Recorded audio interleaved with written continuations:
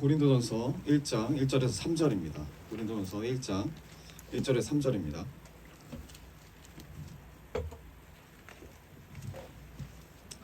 고린도전서 1장 1절에서 3절 말씀입니다. 네, 개역개정으로 준비됐네요. 네. 제가 1절 읽고 여러분 2절 읽고 3절 같이 읽겠습니다. 읽겠습니다. 하나님의 뜻을 따라 그리스도 예수의 사도로 부르심을 받은 바울과 형제 소스데네는 고린도에 있는 하나님의 교회 곧 그리스도 예수 안에서 거듭나시고 성도라 부르심을 받은 자들과 조선학자에서 우리의 주 곧 이스라엘과 예수님 그리스도의 이름을 부르는 모든 자들에게 함께 읽겠습니다. 하나님 우리 아버지와 주 예수 그리스도로부터 은혜와 평강이 있기를 원하노라. 아멘. 할렐루야. 오늘 말씀의 제목은 너는 교회가 되어라입니다. 너는 교회가 되어라. 우리 분들과 인사합시다. 교회가 되길 원합니다. 교회가 되길 원합니다. 여러분 오늘 말씀은 우리가 단순히 어떤 교회를 다닐지에 대해서 이야기하려는 것이 아닙니다. 우리가 많이들 생각하거든요. 좋은 교회를 찾고 좋은 교회를 다니길 원하는데 중요한 게 뭐냐면 좋은 교회를 찾고 좋은 교회를 다니는 것보다도 더 중요한 건 나는 어떤 교회가 될 것인가요? 여러분이 교회신 걸 믿으십니까? 어떤 교회가 되길 원하십니까? 예수님께서 죽으시고 부활하심을 통해서 이제 우리를 교회의 삶으로 초청하셨습니다. 우리에게 명령하세요. 너희는 교회가 되어라. 교회가 되어라. 여러분 교회를 다니는 것과 그러면 교회가 되는 것의 차이가 뭘까요? 참 어렵죠. 네, 교회를 다니는 것과 교회가 되는 것의 차이. 예수님 우리를 초청해 주셨고 교회의 삶으로 이제 우리를 이끌어 가십니다. 그 초청에 걸맞는 삶을 이제 중요한 건 그 교회의 삶을 이제 살아내야 되는데 어떻게 살아낼 거예요? 어떻게 하면 우리가 교회의 삶을 살아낼 수 있을까요? 이게 중요한 거죠. 단순히 나는 교회가 되고 싶습니다. 당신은 교회가 되기 원합니다. 이런 게 아니라 나는 어떤 교회가 되고 싶고 하나님은 어떠한 교회가 되기를 원하시고 그리고 나는 지금 이 순간 어떤 교회로 살고 있는가. 그러니까 우리의 초점이 단순히 내가 오늘 삶을 잘 살고 오늘 삶을 잘 못 살았고 이런 판단으로 이 판단에 중점이 되면 안 됩니다. 우리는 때로 우리의 삶을 보니까 율법적으로 오해를 하더라고요. 다 생각하시잖아요. 나는 오늘 주님 앞에 말씀대로 잘 살았다. 나는 오늘 주님 앞에 못 살았다. 기준이 있어요. 우리가 생각하는 기준이 있습니다. 근데 우리가 오해를 하는 부분이 뭐냐면 이걸 율법적으로 오해하는 부분이 뭐냐면 오늘 오전에 우리가 아무리 잘 살아도 오후에는 어떻게 돼요? 오후에는 못 살 수 있어요. 우리가 어저께 정말 열심히 잘 살았어도 오늘은 또 어떻죠? 못 살 수도 있습니다. 하나님이 말씀하시는 교회의 삶을 사는 자는 그럼 어떤 사람인가? 단순히 우리 기준으로 잘 살았다, 열심히 살았다 이런 게 아니라 내가 못 사는 걸 인정하는 거예요. 인정이 시작이더라고요. 우린 못 삽니다, 여러분. 하나님의 은혜로 오늘 겨우 살아도 내일 또 잘 살 수 있다는 보장이 없어요. 내가 못 사는 것을 인정하고 내가 죄악 덩어리라는 것을 인정하면 어떻게 됩니까? 회개가 나오죠. 회개로 끝나는 게 아니라 이제는 어떻게 해요? 용서를 구해야죠.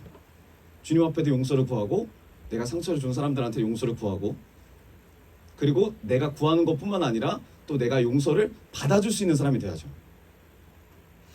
그리고 이런 것들이 진행되는 가운데 정말 어려워요. 이게 쉽지 않아요. 어저께도 장로부부자 한 분이 제가 살짝 들었는데 용서를 구하는 거에 대해서 참 어렵다고 이야기를 하시더라고요.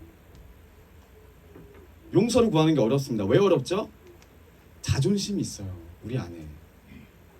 우리가 죽지 않기 때문에 어렵습니다. 우리가 또 넘어질 수 있습니다. 넘어지더라도 우리는 어떻게 해요? 예수님의 피를 의지해서 일어나면 됩니다. 그 말씀을 붙잡고 일어나는 자가 진짜 은혜 받은 자예요. 진짜 용기 있는 자예요. 이거 정말 용기가 있는 거예요.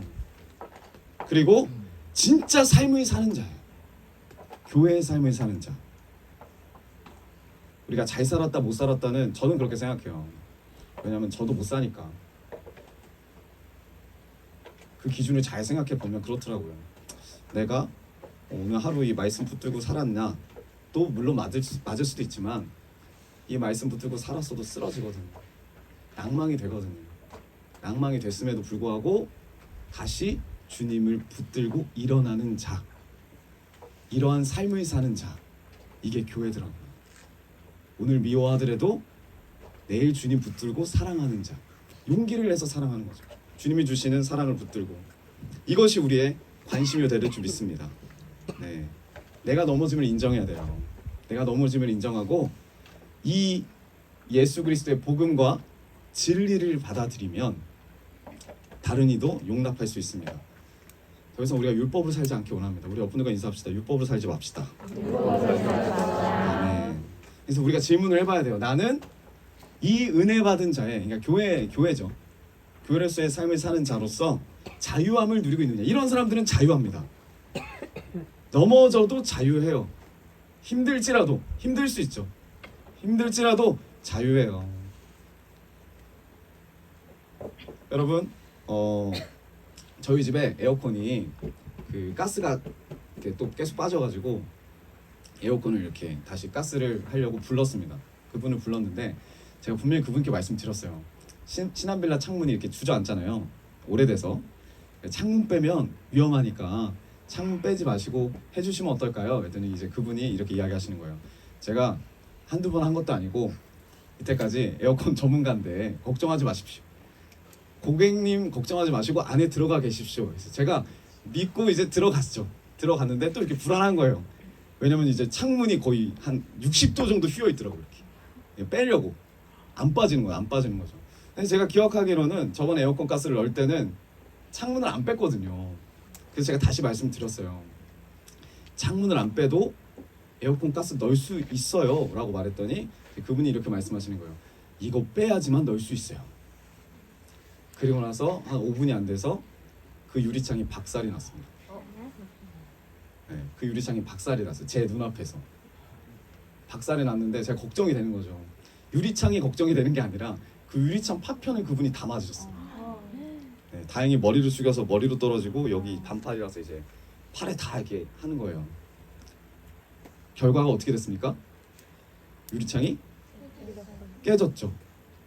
유리창이 깨졌죠. 그래도 이제 그분이 주된 업무가 바뀌었어요. 네, 가스를 채우는 게 아니라 뭐예요? 네, 40분 동안 유리를 쓸고 유리를 담고 네, 땀 뻘뻘 흘리시면서 보는 제 마음이 더 어때요? 맨 처음에는 고객을 불편하지 않겠다고 해주셨는데 제가 불편하죠 마음이. 그래서 이제 밖으로 이제 이렇게 모신 다음에 막 식염수로 막 소독도 해드리고 막 그렇게 했는데 결과적으로 그 유리창은 빼지 않고 가스를 넣었다. 네. 그래서 제가 말씀을 드렸어요. 거봐요, 되잖아요. 그러더니 멋쩍으시면서 되네요. 그런 이야기를 하시더라고요. 그때 이제 유리창이 딱 깨지고 이제 제가 기분이 어떨까요? 네, 별로 좋지 않죠. 왜요? 에어컨을 얻었으나 문이 열려 있어요. 다음 날은 비가 온다 그러고 태풍이 온다 그러고 제가 그거를 이제 홍세사님께 말씀드리고 부탁드리고 이제 아크릴로 바꾸겠다고 그분이 이걸 변상해 주시겠다고 했는데 그냥 하지 않겠다. 어차피 이거는 또 떼면 또 깨질 거였으니까 그냥 아크릴로 이제 하자고 영국 선생님이 말씀하셔가지고 그렇게 하겠다 이랬는데 다음 날 태풍이 온다는 걸 모르는 거죠. 제가. 그래서 어떻게 했을까요? 거기를 다 비닐로 쌌습니다. 네, 그 뭐지? 그 박스로도 싸고 기분이 그렇게 썩 좋지는 않았어요. 그런데 이제 또 어떤 일이 있었냐면 제가 아끼는 코카콜라 컵이 있습니다. 그 달란트 시장에서 그 레어템이라고 네, 그걸 딱 얻었는데 그거를 이제 깨트린 거예요. 한 이틀 있다가 네, 깨트려갖고 딱 느낌이 제가 그 컵을 딱 보고 가만히 서 있었어요. 쓰면서 어떤 마음이 들었냐면 순간적으로 이런 마음이 드는 거예요. 그 에어컨 때도 그런 마음이 드는 거예요. 어떤 마음이 드냐면 내가 좀 더 강하게 이야기할 거예요. 그러니까 후회가 밀려오는 거예요. 후회가. 내가 좀 더 분명하게 이야기할 거예요. 하지 마세요. 근데 이 유리컵 깨질 때는 또 어떤 마음이 들었냐면 내가 더 조심할 걸. 이 생각을 5분 동안 보고 하고 있는 거예요. 유리컵이 돌아옵니까? 아니죠. 그러니까 내가 내 자신이 낙심하게 되는 이유가 뭐냐면 나 때문이에요. 왜요? 내가 말했으면, 내가 좀 더 조심했으면 이런 일이 안 이루어질 거라고 생각하는 거예요. 그게 내 능력을 의지하는 거죠. 크게 봤을 때. 근데 우리가 우리 자신을 인정하는 거는 그런 사건은 분명히 터집니다. 분명히 일어나요. 우리가 아무리 조심해도 일어나요. 여러분 코카콜라 컵 다 가져가셨죠? 달란트장 때? 조심하십시오. 일어납니다. 그때 우리가 이걸 빨리 극복하고 승리할 수 있는 방법이 뭐냐면 인정하는 거예요. 아, 내가 깨트릴 수밖에 없는 존재인데, 나는 원래 그런 존재인데 지금까지 이렇게 컵을 사용하는 것도 하나님의 은혜다. 이게 은혜다. 인정하면 자유합니다. 자유해요. 근데 이거 인정하는 게 너무 어려워요. 나에 관련된 것도 인정하는 게 어려운데 상대방에 관련된 것도 인정하기가 어려워요. 근데 우리가 이것에 집중할 때 나도 모르게 오늘 하루를 주님의 은혜로 주님이 기뻐하시는 삶을 살 줄 믿습니다. 네. 내가 내 의로 주님이 원하시는 삶을 사는 게 아니라 내가 그렇게 살 수 없다는 사람인 걸 인정할 때 주님의 은혜로 그렇게 살게 되더라고요. 그렇게 살게 되길 축복합니다. 여러분, 그렇기 때문에 그리스도인이 된다는 것은 교회 가는 것만으로 불충분해요. 여러분 다 교회 나오셨죠? 그렇다고 여러분 우리가 다 그리스도인이 되는 게 아닙니다. 예수님께서는 뭐라고 하셨냐면 교회가 되라고 하셨지 교회를 가라고 한 적이 한 번도 없어요. 한 번도 없습니다. 오늘 말씀을 통해서 우리가 좀 봤으면 좋겠어요. 우리는 교회로서 삶을 살고 있는지, 그러면 교회로서의 삶이 뭘까? 나는 교회가 되는 것에 관심을 가지고 있는가? 아니면 교회 그냥 다니는 것만으로 만족하고 있는가? 우리가 좀 돌아봤으면 좋겠습니다. 우리 고린도전서 1장 1절입니다. 우리 한 목소리를 다시 한번 읽어보겠습니다. 시작. 하나님의 뜻을 따라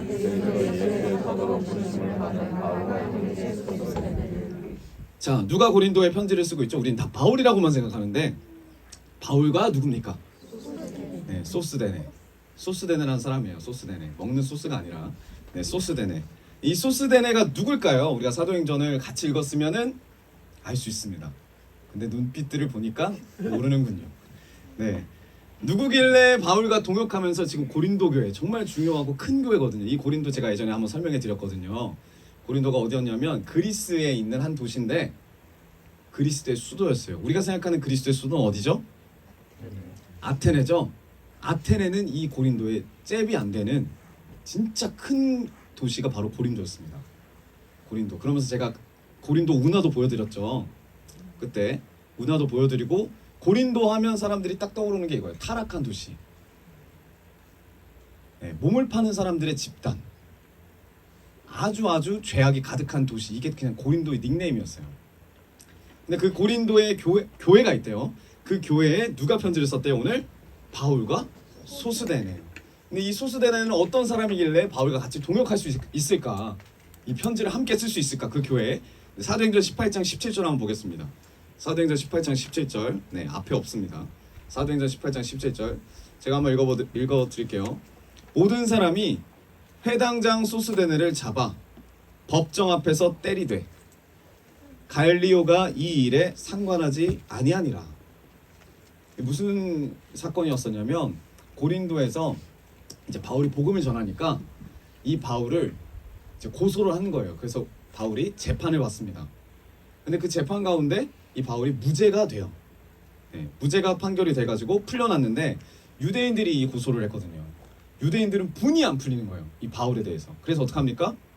바울 옆에 다 따라다니는 그 사람을 잡아다가 뒤지게 패는 거예요. 그게 누구예요? 소스데네. 얼마나 억울해요. 그쵸? 그 사람이에요. 그 사람. 바울과 함께 고난받은 자, 죽음의 위기를 넘긴 자, 고통받은 자예요. 그런 자가 이제는 어떻게 해요? 바울과 동역자가 되어서 이 고린도 교회를 향해서 또 편지를 쓰는 거예요. 고린도에서 얻어맞았거든요. 죽을 위기를 겪었거든요. 고린도 사람들에게 죽도록 맞았지만 고린도 교회를 위해서 편지를 씁니다. 자기를 때리는 사람일 수도 있어요. 자기 편지를 쓰고 변화될 사람이. 그럼에도 불구하고 자신을 때리고 자신을 물먹이고 자신을 괴롭게 한 사람들을 위해서 이 소스대네는 복음을 전합니다. 누구와 함께? 바울과 함께. 아프고 괴롭고 억울하고 그럼에도 불구하고 이것이 하나님 나라의 일을 막을 수가 없어요. 소스대네. 여러분, 제가 이 말씀을 읽으면서 딱 떠오른 게 있어요. 이 코로나 시기를 통해서 제가 어떤 이제 이번 주에 이제 화암교회 목사님을 만났는데 그 목사님 이런 말씀하시는 거, 거기도 큰 교회예요. 큰 교회인데 코로나 이후에 교회들이 전부 다 반토막이 됐대요. 100명이 나오면 50명, 50명이 나오면 25명. 근데 이 반토막이 회복이 안 된대요. 회복이 안 된대요. 그러면서 이 코로나가 진짜 우리의 신앙에 많은 영향을 끼쳤다라고 이야기를 합니다. 이 코로나가 어떤 영향을 끼쳤냐면 교회를 빠질 수 있는 이유와 근거를 합법적으로 제시했어요. 교회를 예배를 빠질 수 있는 이유와 근거를. 그래서 우리가 예배를 못 나오고 유튜버로 예배를 드리는 것도 이제는 아무렇지도 않잖아요. 처음에는 우리가 되게 마음이 그랬어요. 그렇죠? 그런데 이제는 아무렇지도 않아요. 이제는 아무렇지도 않습니다. 근데 우리가 다 이유가 있습니다. 이유가 있고 뭐 상황이 있고 어려움이 있고 예배를 못 나오게 되는 그런 어려움도 있지만 우리가 진짜 중심을 봤을 때 제가 목사님 병 간호를 할 때 목사님도 같이 계셨지만 일어날 수가 없어요, 목사님이. 네, 홍세사님이 계속 뭘 시켰냐면 운동을 시켰습니다. 운동을. 목사님이 몸을 못 가누는데 무슨 운동 하겠습니까? 목사님이 계속 그 말씀하셨어요. 나는 선교 갈 거야. 하나님이 선교 보내주시길 나는 기도하고 있어. 그래서 나는 필리핀도 갈 거고 일본도 갈 거야. 그래서 홍세사님이 말하는 거죠. 그러면 운동해야 돼요. 운동합시다. 근데 무슨 운동해야 됩니까? 이렇게 목사님 물어보니까 목사님이 뭐라고 했냐면 다리 운동해야 돼. 다리 운동. 그때 목사님이 양발 누워 계시는 발로 치는 거야 이렇게. 다리 운동하신다고. 그리고 어느 날 또 이러는 거예요. 저한테 일서가 나 교회 가서 예배 드리고 싶어. 나 예배 드릴래. 그래서 제가 또 말씀드렸죠. 그러면 운동하셔야 돼. 그래? 그럼 운동하자. 다리 또 치시는 거예요. 여러분, 우리가 예배를 생각하는 마음이 어떻습니까? 우린 여러 가지 사정들이 있어요. 몸도 아프고 학교일도 바쁘고 직장일도 바쁘고. 근데 이 예배를 빠질 때 이런 것들이 다 이유와 근거가 됩니다. 하나님 앞에. 제가 목사님을 보니까 이게 그렇게 이유와 근거가 되지 않더라고요. 이 소스대네에게도 마찬가지예요. 고린도 딱 떠오르면 절대 가고 싶지 않은 곳이 모든 사람들 앞에서 개처 맞듯이 맞았어요. 거의 인격 모독 수준도 아니라 그냥 밟혔어요. 재판 이런 것도 없이. 그런 교회에게 편지를 쓴다. 그런 교회에 있는 교회뿐만 아니라 이 고린도 도시를 사랑한다. 우리에겐 충분히 거절하고 거부할 수 있는 이유가 충분해요. 그럼에도 불구하고 이 소수대는 어떻습니까? 한단 말이에요. 왜요? 하나님이 그걸 원하시니까. 여러분, 저는 이게 교회의 삶이라고 생각해요. 이게 교회라고 생각합니다. 교회가 우리잖아요. 교회가 된다는 의미가 뭐냐면 교회는 건물이 아니고 교회는 제도가 아니고 예수님이 부르시는 이들과 공동체를 이루는 것이 바로 교회예요. 우리가 교회예요. 한 명 한 명이 교회고 이 교회가 모여있는 게 교회예요. 예수님이 승천하실 때 보통 작별 인사하고 좀 특별한 작별 인사를 합니다. 흔치 않은 작별 인사를 하시는데 뭐라고 하시냐면 자신이 떠나고 나면 자신을 중심으로 한 예수님을 중심으로 모인 공동체에 성령님이 오실 거라고 말씀하세요. 약속을 하십니다. 그리고 그 성령님의 권능을 받은 공동체가 온 세상의 증인이 될 거라고 이야기하세요. 이러한 작별 인사를 보면 예수님이 어떤 의도를 가지고 이 땅에서 살아가셨는지, 어떤 의도를 가지고 이 땅에 사명을 감당하셨는지 우리가 알 수 있습니다. 하나님은 이 땅에 예수님을 보내시면서 미션을 주세요. 그리고 예수님은 올라가시며 승천하시면서 우리에게도 같은 미션을 주십니다. 근데 예수님이 이 땅 가운데 사역을 여러분들에게 여쭤보면은 여러 가지가 있지만 책을 쓰시지 않았어요. 예수님은 한 번도. 예수님 건물 지었습니까? 건물 지으신 적도 없어요. 어떠한 종교 시스템을 구축하지도 않았어요. 예수님이 이 땅에서 그럼 뭘 하셨습니까? 예수님이 이 땅에서 하신 건 뭐냐면 이 세상에 공동체를 남기셨어요. 예수님과 하나님 나라를 세상에 소개하고 세상에 전하는 공동체를 주님이 남기시고 가셨어요. 그렇기 때문에 우리들이 하나님 나라를 전할 공동체인 줄 믿습니다. 예수 그리스도의 복음을 소개할 교회인 줄 믿어요. 그게 우리예요. 교회가 바로 우리입니다. 그러니까 교회가 우리인데 그렇다면 우리 중에 누가 교회의 삶을 살까? 오늘 본문의 소스대처럼 자신을 핍박하고 자신을 괴롭히고 자신을 못살게 구는 그 사람들에게 어떻게 해요? 하나님의 말씀을 전하고 그 사람들을 바른 길로 이끌고 그들을 아름다운 영혼으로 변화시키는데 자신의 삶을 드리는 자. 이게 바로 교회의 역할이에요. 하나님이 이 교회들을 통해서 많은 영혼들에게 기회를 주세요. 우리도 그 기회를 받아서 교회가 되었고 교회가 된 우리도 그 기회를 전하길 원하십니다. 이러한 자들이 모여있는 게 바로 교회예요. 옆분들과 인사합시다. 우리가 교회입니다. 네. 그렇기 때문에 여러분 넘어져도 다시 예수 그리스도의 이름으로 일어서는 삶이 교회의 삶입니다. 일어서셔야 돼요. 좌절하고 낙심하시면 안 돼요. 오늘날 교회가 많이 어렵습니다. 지금 뭐 차별금지법부터 시작해가지고 아주 어렵습니다. 이제는 전도도 못해요. 바닥을 치고 있는데 그럼에도 불구하고 저는 교회에 희망이 있다고 생각합니다. 왜요? 그 교회가 우리이기 때문이에요. 건물이 아니라. 정부는 어떻게든 이 마지막 시대는 이 교회를 문 닫으려고 벼랑한 법을 만들고 아니면 여러 가지 상황을 조장하지만 그렇다고 교회가 무너지지 않는 이유는 뭐냐면 우리가 교회이기 때문에. 우리가 교회이기 때문입니다. 우리가 이 어렵게 하는 세상을, 우리를 어렵게 하는 이 세상을 변화시키는 유일한 도구가 뭐냐? 바로 우리예요. 우리가 바로 그 교회입니다. 그렇기 때문에 우리가 이 열심을 다해서 교회가 되어야 되기 때문에 교회를 왔다 갔다 하는 것만으로는 충분하지가 않아요. 종교인은 될지 몰라도 정말 예수님과 함께 살아가는 신앙인, 진정한 신앙인은 될 수가 없어요. 자, 오늘 1절에 바울과 소스데네를 두고 어떤 사람들이랑 하고 있습니까? 이 바울과 소스데네를 하나님의 뜻을 따라 그리스도 예수의 사도로 부르심을 받은 자들이라고 해요. 어떤 자들이에요?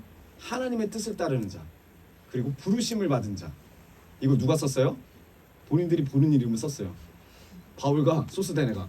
자기들이 이런 사람들이래요. 굉장한 자부심이 있어요. 이것에, 이 사명에. 바울과 소스데네가 강조하는 게 뭐냐면 우리는 내 뜻대로 사는 사람이 아니다. 우리는 하나님의 뜻대로 사는 사람이다. 우리는 진짜 신앙인이다. 내가 하고 싶어서 사도가 된 것도 아니라 하나님이 불러주셔서 그 부르심을 받은 존재가 된 거다. 자기의 노력이 없어요. 자기 의의가 없어요. 이것을 확신합니다. 그리고 이 고린도 교회 편지를 쓰는 게 자기가 뛰어나서 쓰는 게 아니고 하나님이 쓰게 하셨다라는 거예요. 하나님이. 근데 여러분 우리가 복음서나 사도행전 보면 저자가 없어요. 저자를 안 씁니다. 내가 이걸 썼노라라고 앞에 안 써요. 왜냐하면 그게 그 당시에 겸손함의 문화였어요. 근데 바울은 왜 이걸 썼냐? 자신이 드러나는 게 중요한 게 아니고 자신이 뭐 겸손해지는 게 이거보다도 더 중요한 게 뭐냐면 이 사람들이 생각할 때 복음을 전할 때 그들이 받아들임에 있어서 이 사도성이 선명해야 되기 때문에 하나님이 주시는 말씀이다라는 그것이 정말 그 영혼들에게 심겨지길 원하는 마음으로 자신이 교회가 되어서 쓴 거예요. 그리고 이 편지는 누구에게 주어졌습니까? 2절 한번 읽어보겠습니다. 고린도에 있는 하나님의 교회 곧 그리스도 예수 안에서 거룩하여지고 성도라 부르심을 받은 자들과 또 각처에서 우리 주 곧 그들과 우리의 주 대신 예수 그리스도의 이름을 부르는 모든 자들에게. 2절입니다. 누구에게 이 편지가 쓰여졌다고요? 고린도에 있는 하나님의 교회입니다. 제가 아까도 설명해 드렸지만 우리는 잘 모르니까 고린도에 하나님의 교회가 있구나 이렇게 생각하지만 고린도라는 단어와 하나님의 교회라는 단어가 같이 쓸 수가 없어요. 고린도는 너무나 타락한 상징이기 때문에,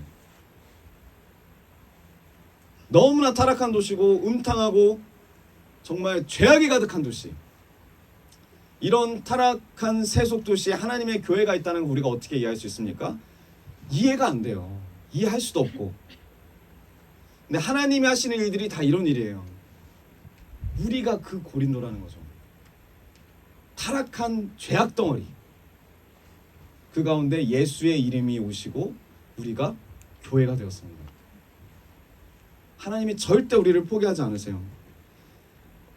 우리의 죄악이 가득함에도 불구하고 죄악된 내 모습에도, 이 연약한 내 모습에도 불구하고 나를 사랑하시고 나를 교회 삼아주시는 하나님의 은혜가 있었기 때문에 우리가 교회가 된 거예요.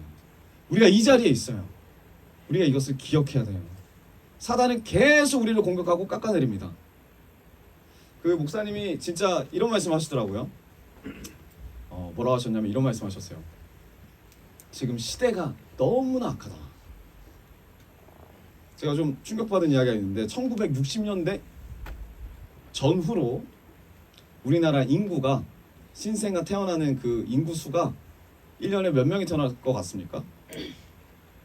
네? 한 명, 1년에 한 명이면 나라 망하죠. 네, 나라 망하죠. 네. 1년에 몇 명이 태어날 것 같아요, 대략적으로. 그때 당시에. 그때 무슨, 네, 아주 많이 태어났죠. 1년에 100만 명 이상이 태어났어요. 신생아가. 그러면 12년 되면 몇 명이 되는 거죠? 몇 명이 태어나는 거죠? 네, 1200만 명이 태어나는 거죠. 근데 그렇게 계속 1년마다 100만 명씩 태어났어요. 100만 명 이상씩. 그 목사님 뭐라고 하시면 이런 말씀 하시더라고요. 그런데 2013년 기준으로 그때 딱 50만 명으로 줄었대요. 그리고 바로 작년 기준으로 23만 명으로 줄었대요. 여기 있는 우리 친구들이 귀합니다. 네. 이제 다음 세대가 없어요. 적어져요. 계속 나라가 망해요. 나라가 힘들어져요. 나라가 힘들어지고 어려워집니다. 그러니까 이러한 상황 가운데, 이러한 현상 가운데 또 이제 세계 정세도 어려워지고 경제도 어려워지고, 그리고 지금 뭐 여러 가지 법들 문제도 있고 동성애 문제도 있고, 우리 교회는 뭘 해야 될까? 막아야 됩니까? 근데 여러분, 제가 좀 사고가 깨졌던 부분이 뭐였냐면 이 부분이에요. 막는다고 막아질 수가 없어요. 왜요? 마지막 때에는 이런 일들이 무조건 일어나야 된다고 성경에 써 있습니다. 적그리스도가 나와야 되고, 나라들이 전쟁을 해야 되고, 동성애가 들끓고, 그리고 주님이 오신대요. 물론 우리가 삶을 열심히 살고 교회로서의 삶을 살아야죠. 근데 우리의 목적이 이걸 막는 거가 목적이라면 우리는 주님이 필요가 없는 거죠. 여기서 그냥 우리 교회 안에서 유토피아를 만들어서 우리끼리 사는 거고, 진짜 주님이 원하시는 교회의 삶은 뭐냐면 이 소스데네처럼 자신이 편한 공동체가 갖고 그냥 맞지 않을 공동체가 갖고 그렇게 사는 게 아니라, 맞을지라도, 왜요? 맞는 게 당연한 거래요. 그 막는 걸 막을 수가 없대요. 우리가 핍박받는 걸 막을 수가 없대요. 근데 우리에게 소망이 되는 게 뭐예요? 예수님이 오신대요. 마지막 때에 예수님이 하늘에서 다시 내려오신대요.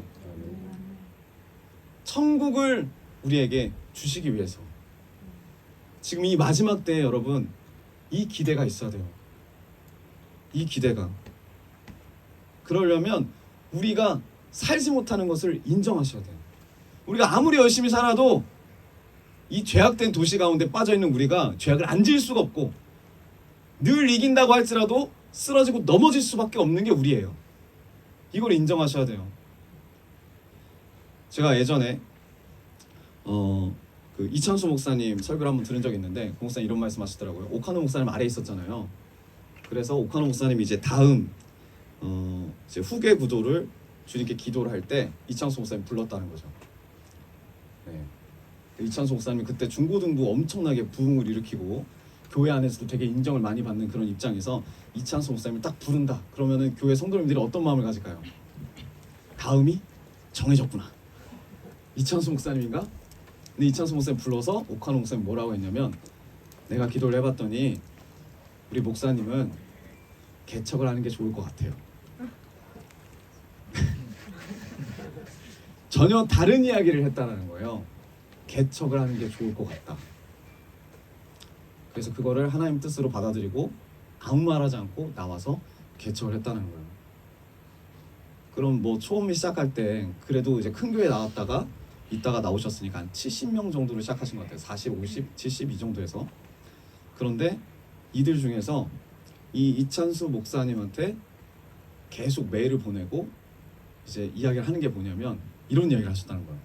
설교가 얕다. 오카노 목사님은 이렇지 않다. 교회라는 거는 다 돌고 돌고 뒤에서 이렇게 마치 옆에서 스테레오로 들린 것처럼 들린다는 거 아니에요. 직접적으로 이야기한 건 절대 아니고 그게 이제 들린다는 거예요. 계속 설교가 얕다. 그래서 오카노 목사님이 필요하다. 그래서 이창수 목사님 이거 가지고 엄청 하나님 앞에 우셨대요. 기도하시고. 근데 하나님이 뭐라고 하시냐면 이 마음을 주셨다는 거죠. 너는 오카노이 아니다. 너는 너다. 그리고 내가 너를 세운 건 너를 통해서 이 시대 가운데 젊은이들 일으킬 거고 너를 통해서 또 다른 비전이 있다. 제가 이것을 딱 듣고 참 마음에 여러 가지 생각이 들었습니다. 왜냐면 제가 이번에 거기 내려갔을 때도 전주 내려갔을 때도 그 사모님이 이러는 거예요. 제가 이렇게 밥을 먹고 있는데 이러는 거예요. 목사님이신 것 같다. 네, 최현수 목사님이 보인다. 네, 최현수 목사님 파마도 비슷하다. 네. 안경도 비슷하다. 그냥 목사님이 아직 살아 계신 것 같다. 이런 얘기를 하시는 거예요. 그래서 그게 네, 뭐 하도 닮았다는 이야기를 많이 들으니까 네, 은혜 사모는 가끔 계속 이런 얘기 합니다. 잠자다 딱 눈을 떴는데 목사님 옆에서 누워 있어서 깜짝깜짝 놀란 거예요. 네. 네. 그런데 그게 딱 맞더라고요. 여러분, 저는 최영수 목사님 아니에요. 저는 최영수 목사님만큼 그렇게 영성이 깊지 못하고 그리고 최영수 목사님이 주신 그 은혜가 물론 저희하고 이제 사역자분들에게도 흐르지만 그렇게 되기 위해서 제가 존재하는 건 아니에요. 제가 여기서 어떻게 마음이 왔냐면 하나님이 모세를 통해서 여호수아를 세울 때 여호수아한테 모세가 되라고 한 적 없어요. 그리고 여호수아가 모세가 될 수가 없어요. 절대로 될 수가 없죠. 모세라는 존재가. 그러면은 그 같이 따라가는 이스라엘 백성들이 계속 말하겠죠. 왜 여호수아는 모세가 못 돼? 왜 모세처럼 안 해? 이런 이야기를 성경 보면 한마디도 안 해요. 이스라엘 백성들이. 왜요? 앞에 가나안 땅이 있어요. 그것 때문에 모세가 쓰임 받은 거예요. 그리고 바로 눈앞에 있어요. 그리고 본인들이 알아요. 이 가나안 땅을 들어갈 때는 이제 새로운 시대가 열린다. 주님이 주실 은혜가 새로운 은혜가 열린다. 그게 뭐예요? 그 땅을 차지하는 거죠. 여호수아에게 주신 은혜가 있어요. 여호수아는 군사였어요. 군대 장관이었어요. 그리고 이 여호수아가 끝까지 자기의 사명을 감당했어요. 이게 너무나 저한테 다가오는 거예요. 마음으로. 제가 더 하나님 앞에 나아가고 이제 변화해야 될 부분도 더 많고 이제 들을 게 많죠. 저는 이제 인정하고 하나님 앞에 연약함을 인정하고 참 이 마음을 하나님 주시는 것 같아요. 여러분, 저뿐만 아니라 우리가 다 마찬가지예요. 우리가 되는 사람이 아무도 없어요. 누가 그러시더라고요. 사역자는 되는 게 아니고 되어지는 거다. 주님 만나는 그날까지. 저는 그리스도인도 마찬가지라고 생각합니다. 그리스도인 내가 어느 정도 됐다. 너는 왜 이거 못하냐가 아니라 우리가 다 같이 되어지는 과정이에요.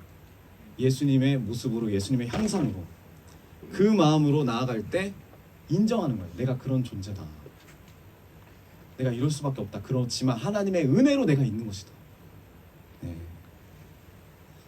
그래서 하나님이 저에게 마음 주신 게 뭐였냐면 이거예요. 위대한 계명과 위대한 사명을 감당하는 교회. 우리 글로비전 교회가 위대한 계명이 뭡니까? 마태복음 22장 35절 40절. 네, 어떤 사람이 와서 물어보죠. 제일 되는 계명이 뭡니까? 하나님 기뻐하시는 계명이 뭡니까? 거기 뭐예요? 하나님 사랑, 이웃 사랑이에요. 이웃 사랑하는 교회. 그리고 두 번째가 뭡니까? 위대한 사명. 이게 뭐예요? 예수님께서 마지막 때 이렇게 이야기하시죠. 마태복음 28장 19절 20절 보면은 제자 삼으라고, 내 증인이 되라고. 예수님의 삶이 바로 이런 삶이었어요. 위대한 계명과 위대한 사명을 감당하시는 삶. 그리고 이게 바로 교회의 삶이라고 저는 믿습니다.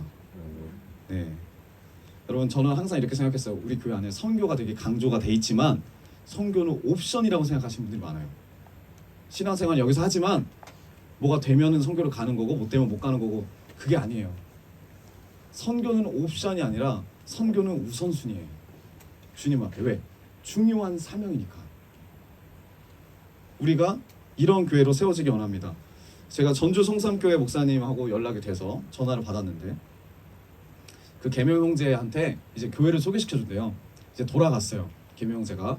그래서 이제 상우 형제도 뭐 그 성경 보내줬다고요? 아, 상우 형제가 아니고 찬양자매구나. 찬양자매가 성경을 보내줬다는 거예요, 계명 형제한테. 그래서 제가 물어봤죠. 일본어로 보내줬어요? 이렇게 물어보니까 한국어로 보내줬대요. 그래서 그 한국어를 열심히 전자사전 찾아가면서 일본어로 바꿨대요. 그래서 막 봤대요. 그래서 어땠어요? 라고 딱 물어보니까 딱 답답형으로 좋았어. 무슨 표시. 네. 근데 혼자서 그곳에서 하기 어렵잖아요. 공동체가 있어야 되잖아요. 그래서 이 석호 목사님이 저한테 이제 부탁한 거죠. 어떤 교회를 찾았는데 그 교회가 이단인지 아닌지를 봐달라. 그래서 보니까 네, 그러니까 교단인데 우리나라에는 없는 교단이에요. 근데 그게 고신 측이랑 연결이 돼 있고 130년이 된 교단이더라고요. 네, 그래서 여기로 소개시켜주면 좋을 것 같다라고 이야기를 나누다가 이제 석호 목사님이 저한테 이런 말을 하는 거예요. 자기가 지금까지 너무나 힘들었다. 그 교회에서 너무너무 힘들었대요. 뭐 아실 분들은 다 아시겠지만 석호 목사님이 수양로교회 총신대학원을 나오셔서 수양로교회 부목사였어요. 부산. 네, 큰 교회죠. 거기서도 이제 성도들한테도 인정을 받고 하나님도 많이 사랑하시고, 그런데 이제 아버지가 부른 거예요. 자기 교회로. 전주의 그 성삼교회로. 근데 이제 그 교회에서 열심히 또 이제 사역을 하는데 성도님들이 이 석호 목사님에게 집중이 되고 이 석호 목사님 인기가 어떻게 되겠습니까? 올라가니까 이 아버님이 다시 이 석호 목사님을 보냈어요. 내보냈어요. 네, 그래서 석호 목사님이 아무것도 없는 상태로 또 나오고, 근데 또 석호 목사님이 나가니까 이제 교회가 어려워지는 거예요, 점점. 그래서 어떻게 합니까? 다시 불렀어요. 다시 갔단 말이에요. 갔는데 그러니까 간 것부터가 뭐 제가 이제 이런 부분을 이야기를 들은 건 아니지만 간 것부터가 참 어려운 결정이었고, 이건 진짜 영적 싸움이었던 거죠. 갔으면 이제 영적 싸움을 해야 되는데 제가 느낄 때는 가셨을 때 좀 안타까운 마음, 그 성도들에 대한 안타까운 마음, 약간 동정과 연민이 더 강하지 않았나라는 생각이 듭니다. 제가 이제 인규 형제랑 제가 말씀드렸죠. 교회를 갔는데 교회가 정말 커요. 부지는 120평이래요. 네, 120평인데 이제 건물도 있고 큰데 그 건물에 지하실은 정말 깨끗하게 아무것도 없지만 물이 잠겨 있고, 네, 사용할 수가 없는 곳. 지하실은. 그러니까 어떤 느낌이냐면 그 옛날 우리 KP 갔을 때 그 지하 반지하죠, 거기가. 그 KP 예배당이. 네, 그런 느낌이었어. 그런 느낌. 그 진짜 커요, 지하가. 그리고 그 본당은 그래도 조금 치워서 좀 깨끗합니다. 그래서 제가 물이 샌다길래 인규 형제한테 올라가고 한번 확인을 하고 와라. 그랬더니 인규 형제가 이거 방수하는 건 그렇게 오래 걸리지 않고 그렇게 어렵지 않아요. 그래서 뭐 자신 있게 이제 올라갔다 내려왔는데 저한테 이러는 거예요.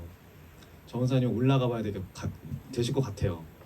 그러니까 왜 그래? 이렇게 이야기하니까 방수하는 게 문제가 아니라 치우는 게 2박 3일 걸리겠다. 그래서 위에를 올라가 봤어요. 바로 위층이 이제 목사님 그 숙소고, 그 원로 목사님이죠. 네, 원로 목사님 숙소고 식당인데 거기도 방이 여러 개가 있어요. 그 방이 전부 다 창고와 쓰레기로 가득 차 있습니다. 그리고 3층을 올라갔어요. 3층 이제 옥상이에요. 이제 임경재가 이런 말이에요. 옥상 어떻니? 이렇게 물어보니까 임경재가 하는 말이 옥상은 그냥 가서 보셔야 되는데 일단 닭이 2마리가 있어요. 그래서 그게 교회 옥상에 닭이 있다는 게 무슨 말인가 이해가 안 되는데 갔더니 진짜 토종닭 같이 엄청 큰 닭 2마리가 있더라고요. 근데 옥상이 거의 비밀의 정원이었습니다. 나무가 여기 일반 작은 나무가 아니라 이따만한 나무가 건물에 심겨져 있어요. 옥상에. 그 아버지가 그 요즘에 좀 시대를 앞서가셔서 몇십 년 전에 요즘 막 플랜트 카페 아니면 뭐 그런 거 있잖아요. 교회 안에서도 이렇게 식물이 이렇게 들어가 있고 가보시면 압니다. 네. 옥상에 그게 다 나무가 심겨져 있는 거예요. 그 뿌리들이 가면서 나무 이렇게 건물들을 침식시키는 거죠. 그리고 여러분 가시면 앞에 바로 억새밭이 펼쳐집니다. 네, 억새밭이. 그러니까 자연경관으로 힐링하기는 아주 좋아요. 그 바로 뒤에 닭이 있을 뿐이지. 네, 엄청 큰 이게 장에. 제가 이제 임경재랑 딱 보고 입을 다무지 못했어요. 아니 공사가 안 되니까. 공사를 하면 어떻게 돼요? 이걸 다 치워야 되는데 그 치울 수 있는 사람 딱 석호 목사님하고 그 진수 형제님 31세 진수 형님 딱 둘이에요. 네, 나머지는 다 여자분들이시고 아니면 나이가 많으신 분들이시고 석호 목사님이 뭐라고 하시냐면 정말 어렵다라고 이야기하시더라고요. 자기가 정말 어렵다. 자기가 결단을 했어야 되는데 들어갔을 때 확실하게 끊고 그러니까 아빠라서가 아니라 이게 하나님의 생 교회잖아요. 확실하게 끊는 조건으로 들어가서 다시 사역하는 거하고 그냥 구부리고 그냥 들어가가지고 옛날 그대로 통치받는 거하고 완전 달랐던 거죠. 그 아버님이 계속 가져오는 거예요. 쓰레기를 교회로. 지하도 그래서 뭐 솜쓸 수도 없고 주변도 다 차고 옥상까지 차고 그러면서 이제 저랑 이야기를 하실 때 울먹울먹 거리셨어요. 자기가 어쩌다가 이렇게까지 된지 모르겠다. 내가 여기서 바보가 된 것 같다.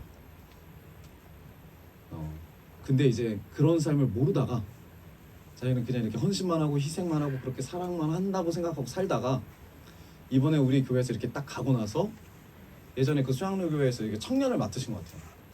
가고 나서 청년들이 와서 이렇게 뛰니까 열심히 이렇게 찬양하는 거 보니까 직면이 된 거죠. 자기가 바보로 살았구나. 그래서 저한테 계속 이야기하는 거예요. 내가 바보로 살았다. 바보같이 지냈다. 그래서 제가 말씀드렸어요. 이거는 영적 싸움인 것 같다. 그랬더니 바로 알아들으시고 말씀하시더라고요. 이건 진짜 영적 싸움이다. 내가 하나님 앞에서 이걸 결단하고 싸우겠다. 근데 사람만 의지했던 거예요. 누가 와서 이거 좀 치워줬으면 좋겠다. 누가 와서 이렇게 해줬으면 좋겠다. 그런 가운데 이제 석호 목사님 아버지가 엄청 건강하세요. 또 네, 건강하시다가 이 자전거를 타고 가시다가 전기 자전거로 뭐 이렇게 전주 전체를 도는 그런 걸 하시다가 넘어지셨는데 이제 머리로 먼저 떨어지셔가지고 다리가 무릎이 아프다고 해가지고 무릎만 신경 썼는데 어느 날부터 갑자기 교회를 안 나가는 거예요. 그러니까 교회 밖을 안 나가는 거예요. 교회 사시니까 우리 딱 그 환영합니다 하는 그 있잖아요. 그 풍선 있었던데 거기까지만 나가고 교회 밖을 안 나가요. 그러더니 말수가 적어지고 했던 말을 기억을 못 하고 보니까 알츠하이머. 네, 알츠하이머 이제 증상을 받고 지금 지내고 계시고 거기다 플러스 누구 있습니까? 계정 형제 아버지가 이제 그 본인의 아버지의 동생 분이신데 계정 형제 아버지가 전립선암 4기. 네, 이 두 환자를 케어하세요. 지금 거기다가 제가 말씀드렸죠. 진수 형제 있고 그리고 세빈 자매 있고 유일하게 있는 초등부 한 명이 이제 다운구 중후군 친구 있고 나머지는 이제 나이가 많으신 분들 몇 분 앉아 계신 거죠. 이게 진짜 영적 싸움이라는 거 제가 딱 이번에 내려갔을 때 직면이 됐어요. 직면이. 네. 아 이거 연민과 동정으로 이건 아니구나. 왜냐면 모든 사람들이 겉에 여러분 나중에 가보시겠지만 겉에 교회만 딱 봤을 때는 너무 교회가 이뻐요. 생각보다. 그리고 바깥에서 옥상을 딱 쳐다보면 옥상에 나무가 있으니까 뭐 옥상에 정원이 있나? 이런 생각이 들어요. 근데 안을 들어가면 완전 모기밭이 모기밭. 지하실에서 모기들이 피어나니까.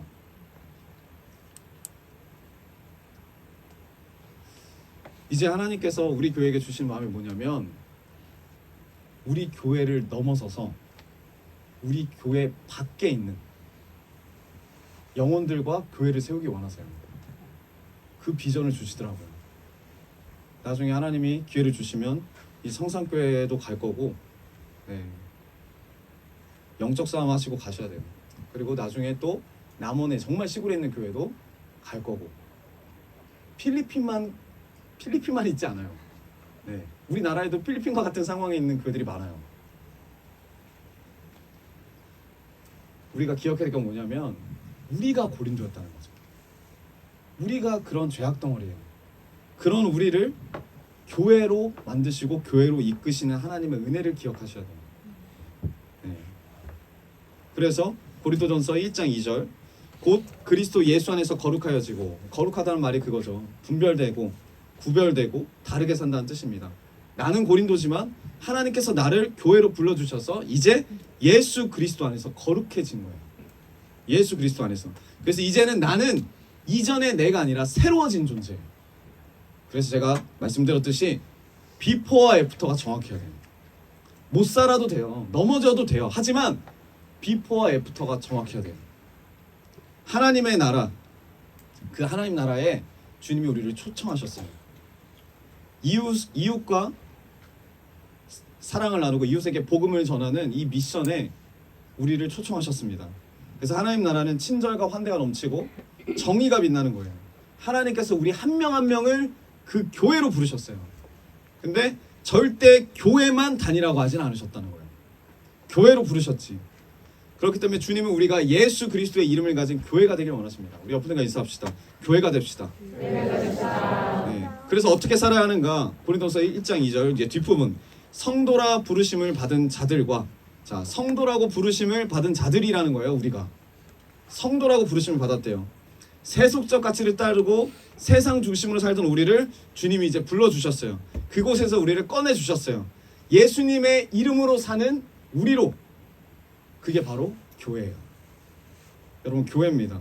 고린도서 1장 2절 뒷부분 또 각처에서 우리 주 곧 그들과 우리 주 대신 예수 그리스도의 이름을 부르는 모든 자들에게, 이 모든 자들이 바로 우리입니다.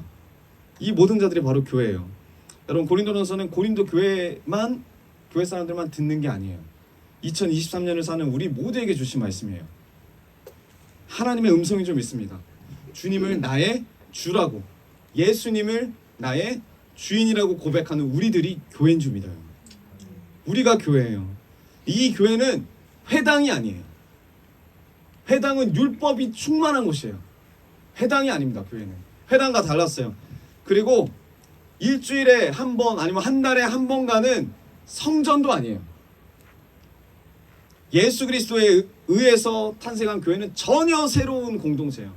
예수를 중심으로 하는 공동체, 예수님의 이름을 중심으로 하는 공동체가 교회예요. 그게 우리인 줄 믿습니다. 그리고 이게 일상에 나가는 거예요. 이 교회가 건물이 아니라 우리가 교회가 되어서 일상으로 나가는 거예요. 그 일상에서 이제 우리들만 누리는 선물이 아니라, 믿는 자들만 누리는 선물이 아니라 교회가 되어서 세상에 주는 하나님의 선물이 되려 줍니다. 한 분 한 분이 하나님의 선물입니다. 이것이 초대교회의 모습이었어요. 초대교회 모습. 그리고 지금 우리가 되어야 할 교회가 바로 이런 교회일 줄 믿어요. 여러분 이제 앞으로 우리가 전도를 할 때 우리 한 명 한 명이 글로벌 비전 교회 이름으로 전도를 하는 거예요. 그러려면 비전이 확실해야 돼요. 하나님 주신 비전, 교회 주신 비전을 붙잡으셔야 돼요.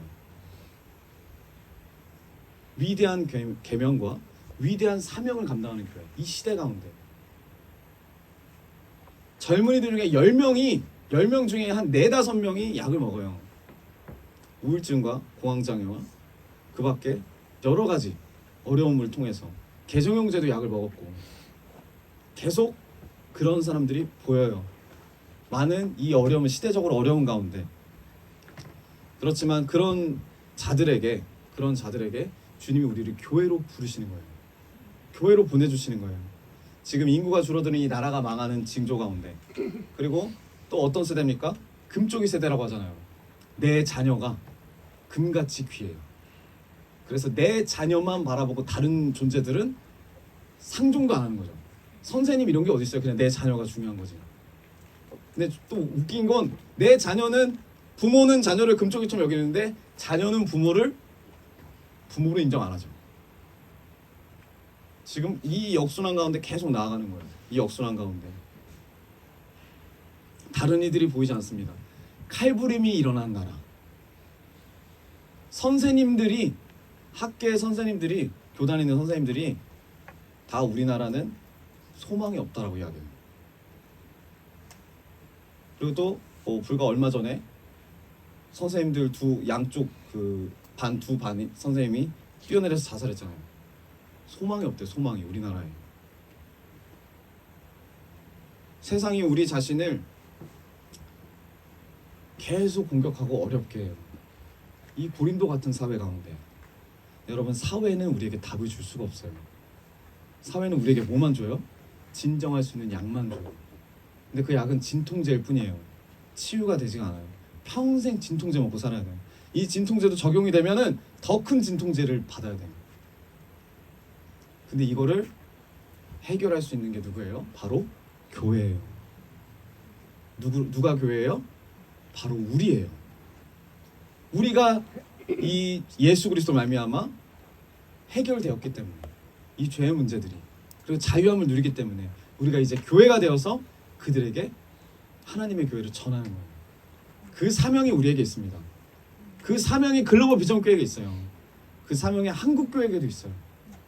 하나님은 그렇게 이끌어 가실 줄 믿어요.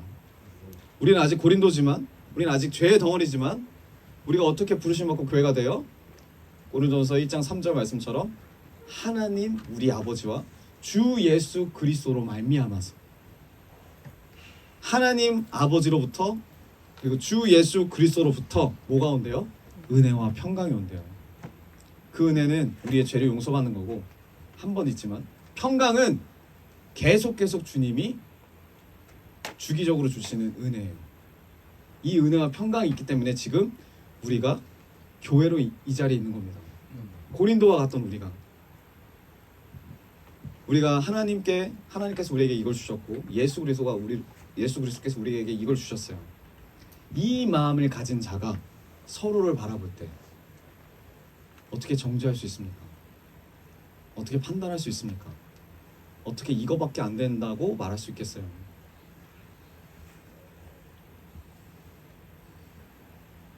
그리고 마지막에 하나님 한 번 더 언급하시는데 진짜 우리에게 원하시는 거, 교회는 우리에게 원하시는 게 뭐냐면 9절 너희를 불러 그의 아들 예수 그리스도 우리 주와 더불어 교제하게 하시는 하나님은 미쁘시도다.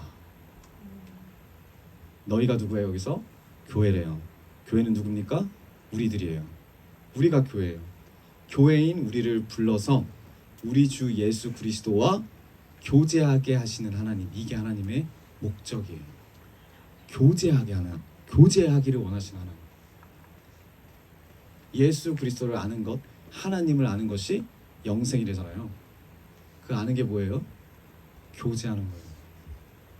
교제할 때 하나님을 깊게 아는 거예요. 우리를 부르신 이유가 예수님과 교제하게 하기 위해서 교회로 부르셨대요. 이것이 바로 교회의 존재의 이유입니다. 여러분, 우리가 주님과 교제하길 원해요. 교제하려면 더욱더 우리가 인정하고 예수 그리스도를 찾고 예수 그리스도를 붙잡고 그 예수 그리스도로 인해서 일어나는 그 모든 과정 가운데 모든 교제가 다 들어가 있어요. 남한테 이래라 저래라 말하는 것보다 내가 먼저, 우리가 먼저, 우리 교회가 먼저 그런 삶을 사는 우리가 되길 원합니다. 그런 존재들에게 주님이 말씀하세요. 하나님은 믿으시도다. 하나님은 믿을 만하다. 이런 의미입니다. 그러니까 한번 해봐.